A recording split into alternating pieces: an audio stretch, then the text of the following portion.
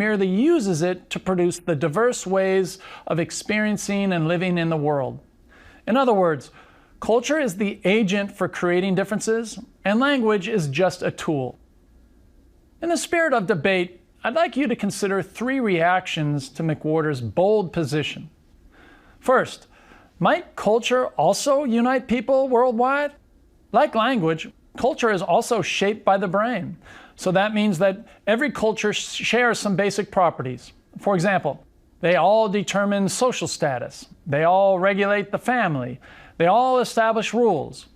And every culture transmits cultural knowledge among its members. Don't these universals connect all cultures?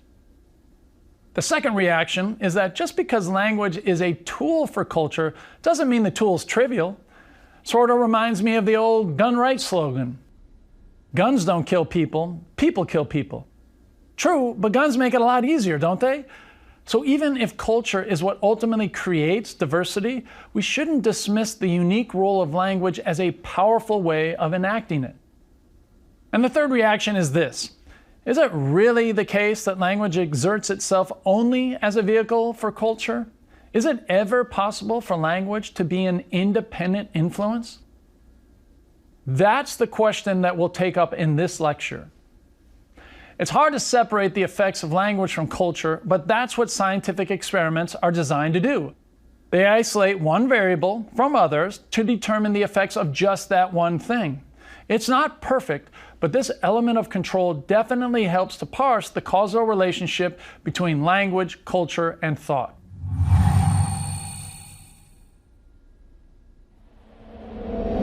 Let's return to our color example.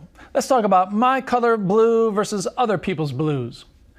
As an English speaker, I can capture about 15% of the visible color spectrum within the word blue. This range includes very light hues like powder blue to very dark ones like royal blue. However, speaking the blues in Russian is different. There are 2 categories of blue that correspond roughly to light and dark. They are goluboy and siniy. What's interesting is that unlike English, where it's optional to make the distinction within the general category of blue, the distinction between goluboy and siniy is categorical and obligatory. They're actually separate colors, like purple and red in English. For whatever reason, Russian just linguistically carves up the color spectrum differently than English. What's interesting about this linguistic difference is that there doesn't seem to be an obvious cultural reason for it. Unlike the example of cultural differences between Japanese and American social hierarchies, it's hard to make the case that there are major cultural differences with respect to the color blue between Russians and Americans. So this is a great opportunity to see if linguistic relativity can operate outside of the influence of culture. In one well-known experiment, a team led by Jonathan Winower from MIT measured Russian speakers' speed at differentiating colors within and across these categorical boundaries. Here's how they did it. They presented Russian speakers with a triad of color squares on a computer screen. The top color matched one of the bottom 2 colors, the target, but not the other color, the competitor. The task was to ignore the competitor and find the target color as quickly as possible. The main finding was that Russian speakers were 124 milliseconds faster at matching the top color to the bottom target when the competitor was from a different color category. So if the top color was a shade of goluboy, it was easier to match it to the goluboy target on the bottom only if the competitor crossed over to the boundary of siniy. However, if the competitor was a different shade of goluboy, the task took longer. The idea is this. When differentiating between target and competitor colors, it's easier when they cross color category boundaries than when they're within the same category. Sound familiar? This is similar to categorical perception of phonemes. For example, it's easier for an English speaker to distinguish between ra and la than to distinguish between the 2 variations of ra or 2 different variations of la. Now here's the interesting thing. This 124 millisecond advantage was not present for English speakers who did the same task. Why would that be? Well, for English speakers, there's only one general category of blue, not 2. This is like what happens with Japanese speakers trying to differentiate ra and la. It's hard because both of the phonemes are subsumed under a single category. However, note that these findings go beyond speech sounds in an important way. The ra-la distinction is caused directly by phonetic exposure, whereas this difference in color perception is caused indirectly by vocabulary usage. For Russian speakers, obligatorily distinguishing colors in speech actually helps them to visually distinguish them in perception. Oh, and here's one last wrinkle.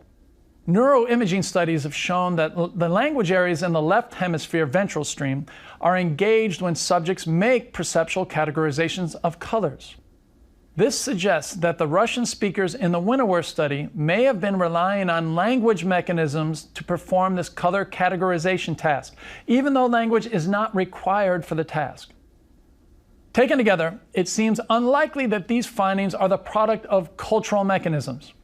For one, English and Russian speakers both use the same full spectrum of colors in everyday life. And to my knowledge, the distinction between light and dark blue does not have any special significance in Russian culture. And two, the fact that language areas in the brain are active during color processing suggests a likely linguistic mechanism. Before we move on, let me address something that might be on your mind. Is 124 milliseconds really that big a deal? I mean, that's the blink of an eye. On one hand, it might not matter most of the time. It's unlikely this color distinction, or lack thereof, is going to make much of an impact on the everyday lives of Russian and English speakers. But on the other hand, it might be a big deal, at least on occasion. Recall that from the perspective of the brain, 124 milliseconds is a long time. Consider a split-second decision.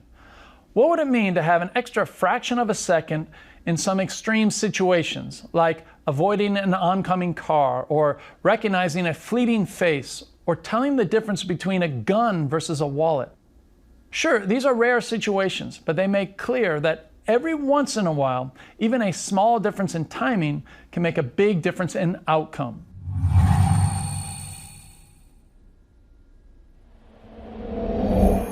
Let's stay with color perception a bit longer. I want to share a pair of studies that further remove culture from the Whorfian equation and also start to tell a more complete story about the relationship between small L language and the mind. In 2011, Veronica Kwok and Lehigh Tan at the University of Hong Kong led a study that investigated how exposing Mandarin speakers to new words for colors might induce plasticity in visual areas of the brain. In the experiment, participants were presented with 2 shades of green, and they were taught 2 made-up labels. These are made-up words for these 2 shades. Ang for light green and song for slightly darker green. The same thing was done for 2 shades of blue with different made-up words. The training spanned 3 days and lasted about 40 minutes a day for a total of just under 2 hours. During this instruction phase, participants first listened to the word color pairings and then they tried to match the newly learned names to the colors in a series of tests. They were given feedback until they mastered all 4 color words. After training, participants were placed in an MRI scanner to measure how much the training produced structural changes in the visual areas of the brain. Even after just 3 days, there was an enlarged cluster of gray matter in the V2, V3 region of the visual cortex, which is an area specialized for color. Now, it's not clear what actually caused this area to get bigger. It could have been the language training or just the practice of differentiating light and dark shades of green or blue. Or it could have been both. It's really impossible to tell. However, regardless of what actually caused V2, V3 to enlarge, the findings show that the brain's inherent plasticity allows for structural modifications even after short bouts of practice. And given that the effects of practice with linguistic relativity span a much longer time, years, not days, this finding serves as an existence proof that language can change the brain independently of culture. Now, let's switch gears. I want to share a study that on the surface appears to conflict with these findings. But as you'll eventually see, this apparent contradiction disappears when we use the 3D framework to consider mechanisms on different levels of analysis across multiple time frames. The experiment, published in 2017, was led by Anna Franklin and Alicia Skelton from the University of Sussex. Unlike all the previous studies we've discussed so far on linguistic relativity, the subjects of this study were 4-month-olds. Here was the question. Before being fully immersed in language and culture, do preverbal infants have an innate bias in how they process color? To answer this, the experimenters had babies distinguish between different hues of color. As with research on infant phoneme perception, the experiment used a habituation paradigm. You remember that? That's where babies are repeatedly presented with one thing, in this case a color, and once they get bored, they're shown something new, in this case the same color paired with a new one. The dependent variable is to measure infants' looking time to the new stimulus.